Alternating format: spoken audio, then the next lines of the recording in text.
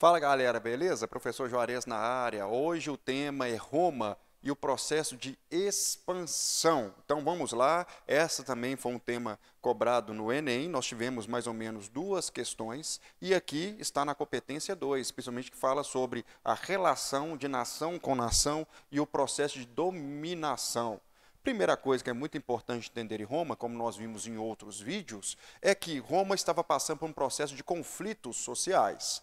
Os plebeus e os patrícios brigavam, principalmente porque os plebeus não tinham nenhum direito. As leis romanas eram leis orais e era necessário, então, escrever as leis para que não tivesse uma extrapolação na interpretação da lei pelos patrícios. Assim, então, os plebeus se revoltaram por volta do século V e século III, e essas revoltas plebeias que foram através de greve, e os plebeus participavam do exército romano, na sua grande maioria, eles deixaram e abandonaram o exército romano. Ora, para entender isso, Roma estava cercada por inimigos e o exército, então, estava enfraquecido, levando aos patrícios ao desespero.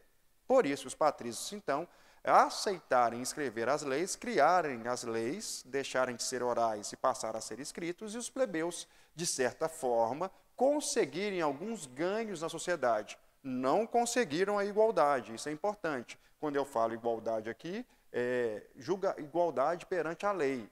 Melhoraram a situação, mas não se tornaram iguais aos patrícios. E por que acontecia isso? Roma tinha muito medo dos seus inimigos. Então, o primeiro passo era superar o medo que existia desses outros povos. E qual é a forma de superar esse medo?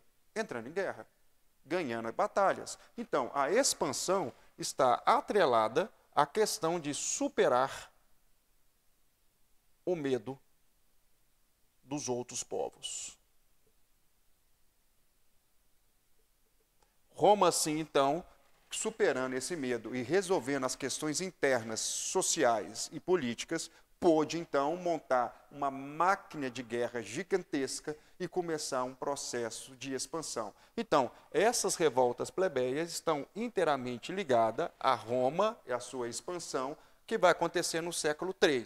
Do século V ao século III, beleza? Você tem, então, as revoltas plebeias, e a solução das revoltas plebeias, você tem, então, a expansão romana, que é, primeiro, o domínio da península,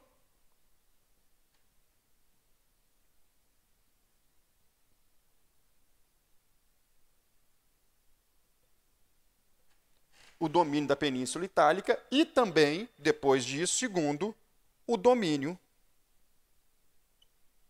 do mar Mediterrâneo. E esse domínio do mar Mediterrâneo são as batalhas de Cartago, ou chamadas púnicas. Por que o nome é púnica? Porque refere-se a um povo fenício. Cartago era uma colônia fenícia no norte da África. Assim, então, essas batalhas contra Cartago duraram muito tempo, né? E a vitória romana permitiu, então, o domínio do mar Mediterrâneo, que foi chamado de Mare Nostrum. O mar é nosso. E esse domínio do mar Mediterrâneo permitiu, então, Roma começar um processo de expansão imperialista.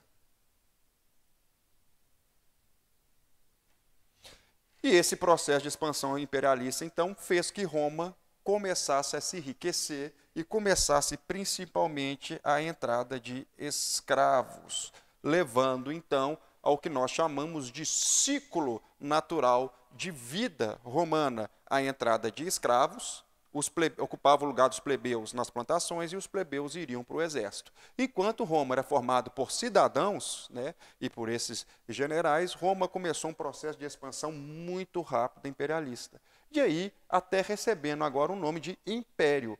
Por que é império romano? Porque império é uma grande expansão territorial, onde as suas fronteiras se alargam e diminuem ao longo do tempo, né? E geralmente o império tem um apetite voraz pela expansão, mas não impõe seus valores culturais a outros povos. Isso é interessante dentro do império. A definição de império, historicamente falando, seria isso. E aqui, então, a formação de uma mistura cultural intensa, principalmente na Península Romana e dos outros povos. Uma aculturação, né? Uma troca de valores. Beleza?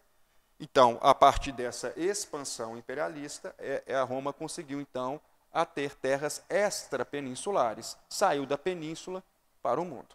Um abraço.